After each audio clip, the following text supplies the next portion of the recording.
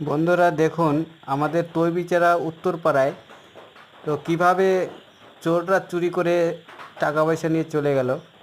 তো CCTV footage থাকা সত্ত্বেও আমরা ধরতে পারছি না।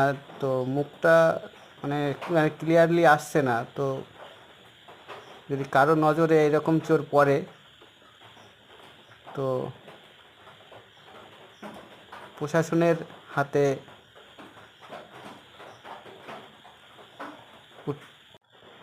দেওয়ার চেষ্টা করবেন।